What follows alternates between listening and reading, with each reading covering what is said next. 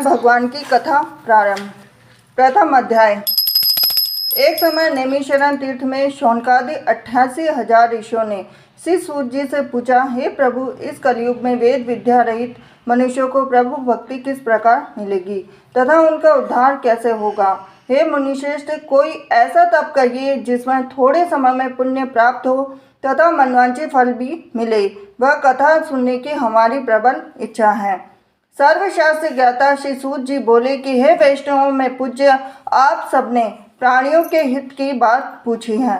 अब मैं उस श्रेष्ठ व्रत को आप लोगों से कहूँगा जिस व्रत को नारद जी ने लक्ष्मी नारायण भगवान से पूछा था और श्री लक्ष्मीपति ने मुनिश्रेष्ठ नारद जी से कहा था।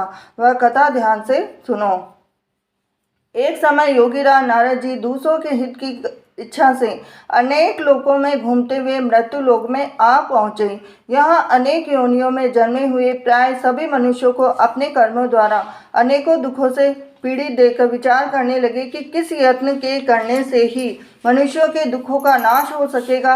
ऐसा मन में सोचकर भगवान नारद विष्णु लोक को गए। वहाँ स्वर्ण श्वेत वर्ण 4 भुजाओं वाले देवों के ईश नारायण को, जिनके हाथों में शंख चक्र गदा और पद्म थे तथा वरमाला पहने हुए थे, देखकर स्तुति करने लगे।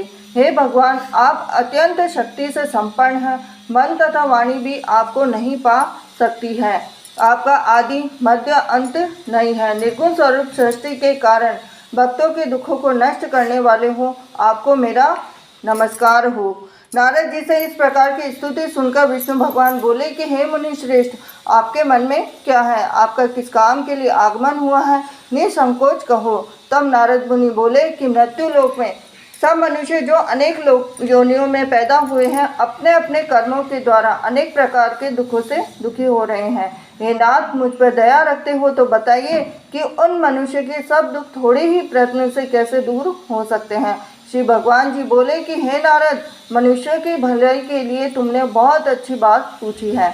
जिस काम को करने से मनुष्य मोह से छूट जाता है वह मैं कहता हूँ।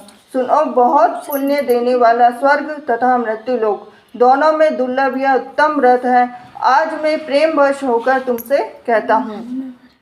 श्री सत्यनारायण भगवान का यह व्रत अच्छी तरह विधान पूर्वक संपन्न करके मनुष्य तुरंत ही यहाँ सुख भोग करके मोक्ष को प्राप्त होता है। श्री भगवान के वचन सुनकर नारद मुनि बोले कि उस व्रत का फल क्या है, क्या विधान है और किसने व्रत किया है, किस दिन यह व्रत करना चाहिए कि हे भगवान मुझसे विश्वास से कहिए। तो भगवान बोले कि दुख शोक आदि को दूर करने वाला यह व्रत, सब स्थानों पर विजयी करने वाला और भक्ति और श्रद्धा के साथ किसी भी दिन मनुष्य श्री सत्यनारायण की शाम के समय ब्राह्मणों के साथ, बंधुओं के साथ और धर्म परायण होकर पूजा करे। भक्ति भाव से नैवेद्य केले का फल, घी, दूध और गेहूं का चूर्ण सवाया लेवे। गेहूं के अभाव में साटी का चूर्ण, शक्कर अथवा गुड़ भी ले सकते हैं।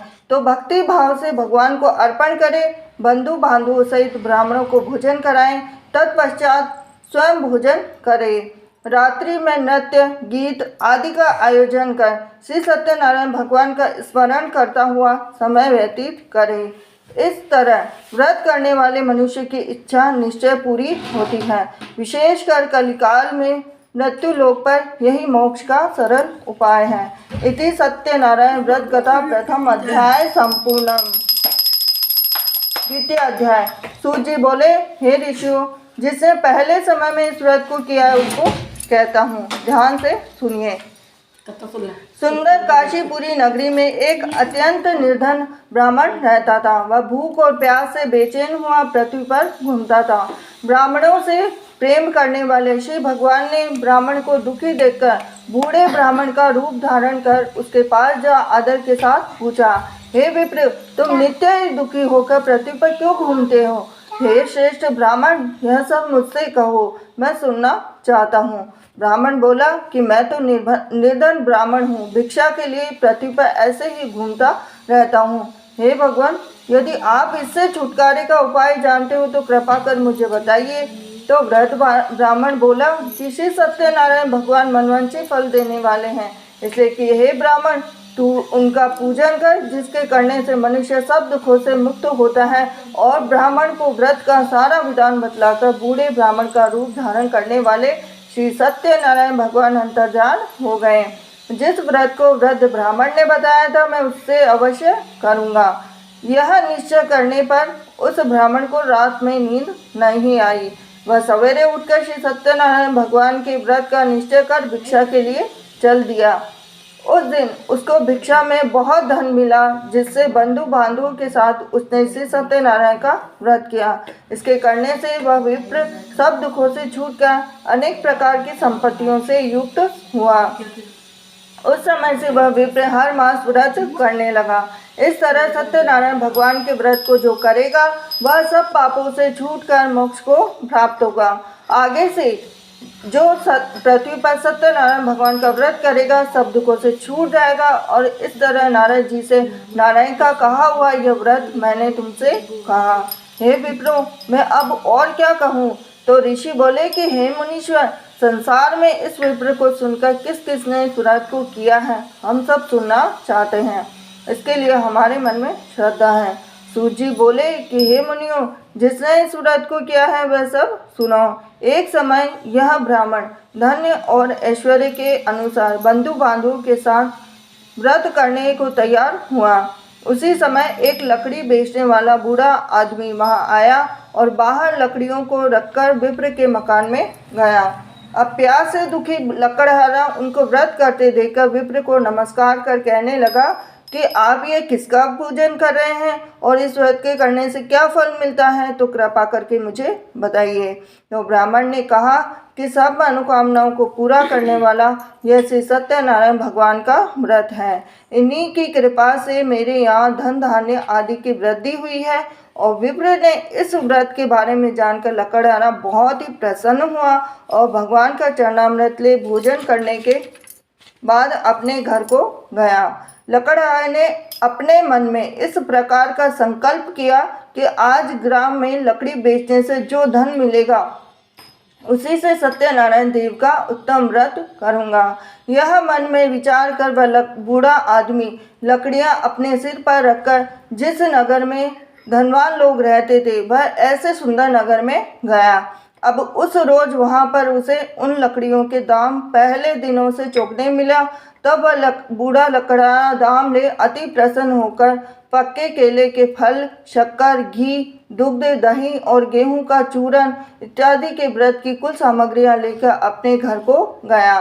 फिर उसने अपने भाइयों को बुलाकर विधि के साथ भगवान जी का पूजन और व्रत किया। अब उस व्रत के प्रभाव से वह बूढ़ा लकड़हारा धन, पुत्र आदि से युक्त हुआ और संसार के समस्त भोग कर वैकुंठ को चला गया। इति श्री सत्यनारायण व्रत कथा द्वितीय अध्याय संपूर्णम। तृतीय अध्याय। सूत जी बोले कि हे श्रेष्ठ मुनियों, यह अब आगे की कथा कहता हूँ, सुनो। पहले समय में उल्कामुख नाम का एक बुद्धिमान राजा था। वह सत्य वक्ता और जितेंद्रिय था। प्रतिदिन देव स्थानों पर जाता और गरीबों को धन देकर उनके कष्ट दूर करता। अब उसकी पत्नी कमल के सुख मुख समान मुख वाली सती साध्वी थी। तो भद्रशिला नदी के तट पर उन दोनों ने श्री सत्यनारायण भगवान का व्रत किया। अब उस समय वहाँ एक साधु वैश्य आया और उसके पास व्यापार के लिए बहुत सा धन था। अब वह नाव को किनारे पर ठहरा कर राजा के पास आया और राजा को व्रत करते हुए देखकर विनय के साथ पूछने लगा कि हे राजन, भक्ति युक्त चित्त से आप ये क्या कर रहे हैं?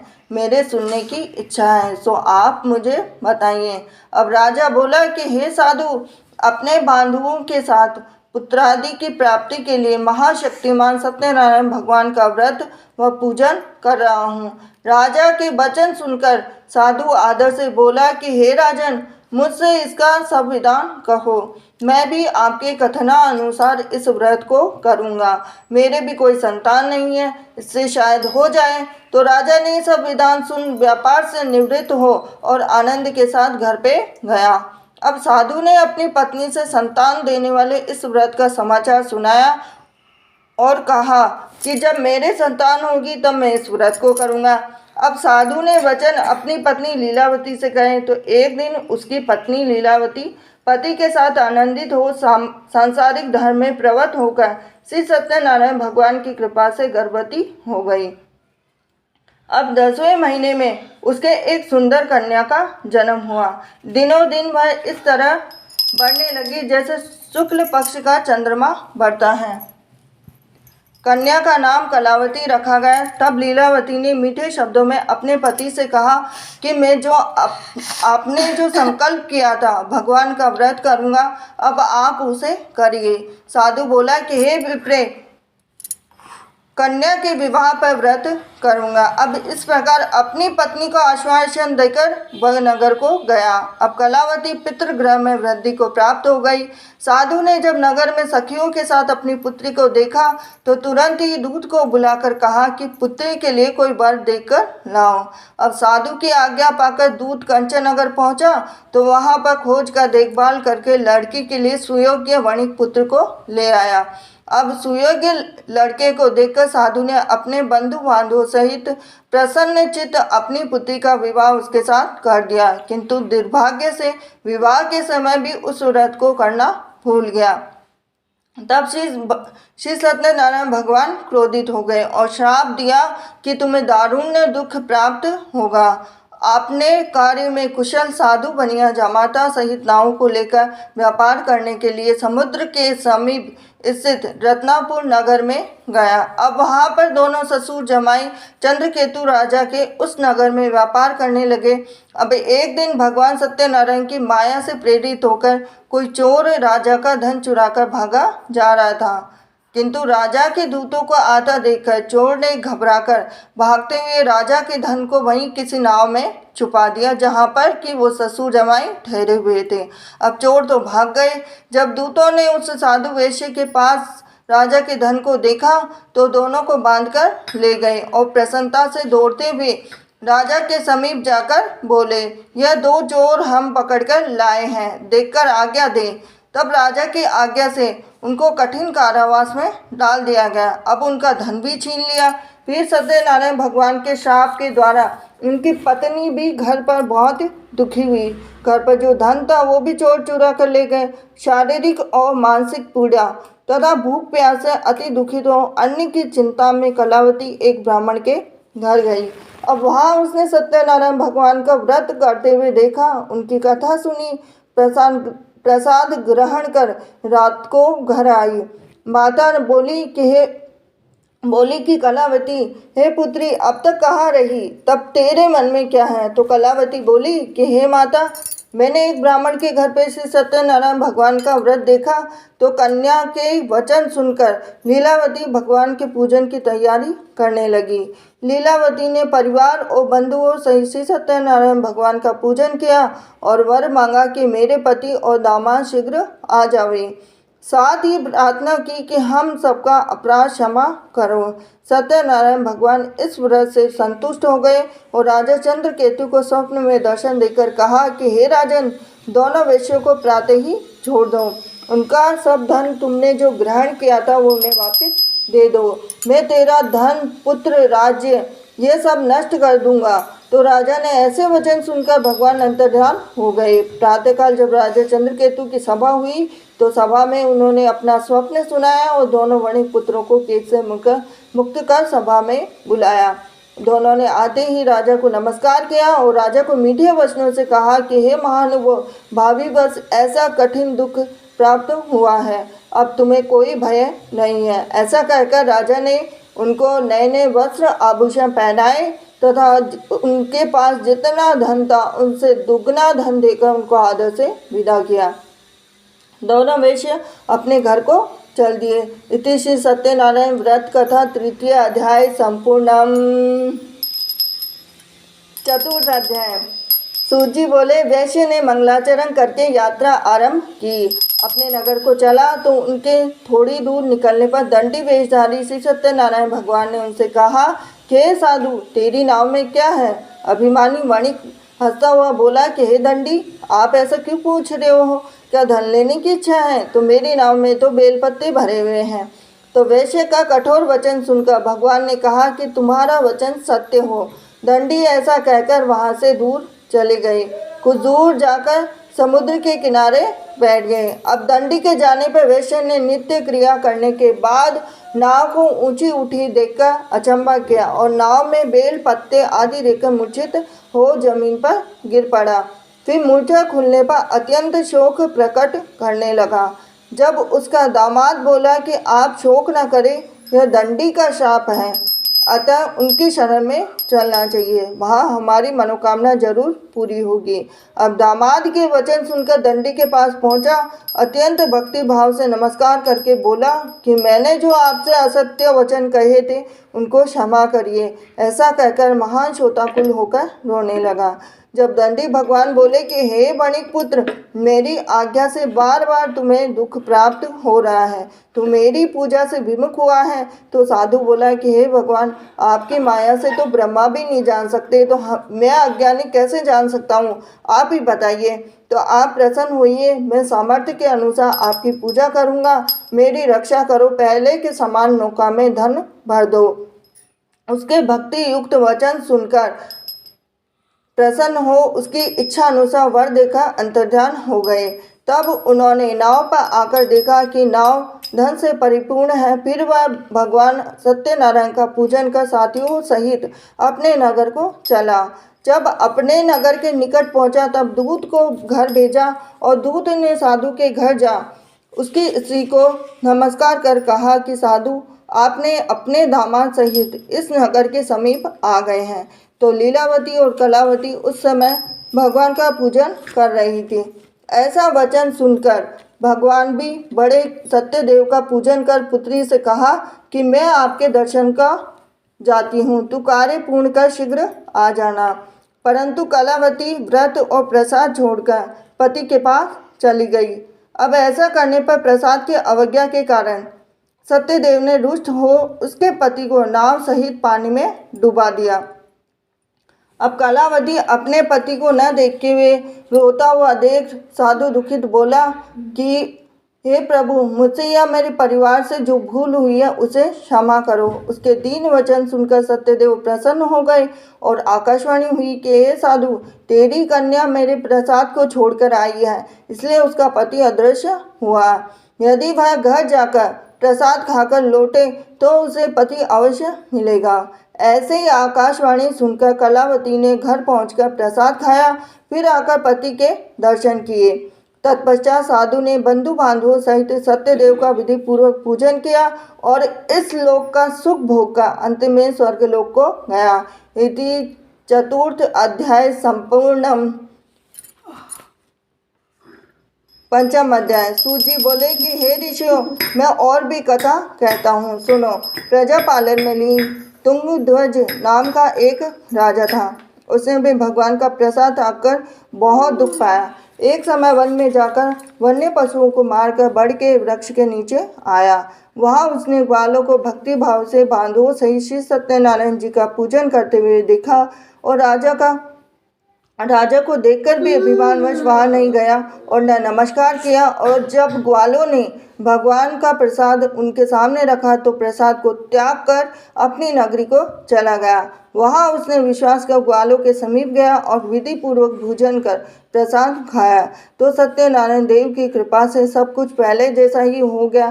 फिर दीर्घ काल तक सुख भोग करने पर मृत्यु लोक पे स्वर्ग लोक को गया। जो मनुष्य इस दुर्लभ व्रत को करेगा और भगवान की कृपा से उसे धन धान्य की प्राप्ति होगी, निर्धन धनी और बंदी बंधन से मुक्त होकर निर्भय हो जाता है। संतानहीनों को संतान प्राप्ति होती है तथा सब मनोरथ पूर्ण होकर अंत में वैकुंठ धाम को जाता है। जिन्होंने इस व्रत को किया है, अब उनके दूसरे जन्म की कथा कहता हूँ। वृद्ध सतानंद ब्राह्मण ने सुदामा का जन्म लेकर मोक्ष को पाया और उल्कामुख नाम का राजा दशरथ होकर वैकुंठ को प्राप्त हुआ। साधु नाम के वैश्य मोरध्वज स्वयंभू मनु हुए और भगवान में भक्ति युक्त हो कर्म कर मोक्ष को प्राप्त हुआ। इति श्री सत्यनारायण व्रत कथा पंचम अध्याय संपूर्णम। श्री सत्यनारायण भगवान की जय। आरती सच्चे दरबार की जय बोलो। अब आरती होगी। कन्हैया की जय। भगवान जगदीश्वर जी की आरती।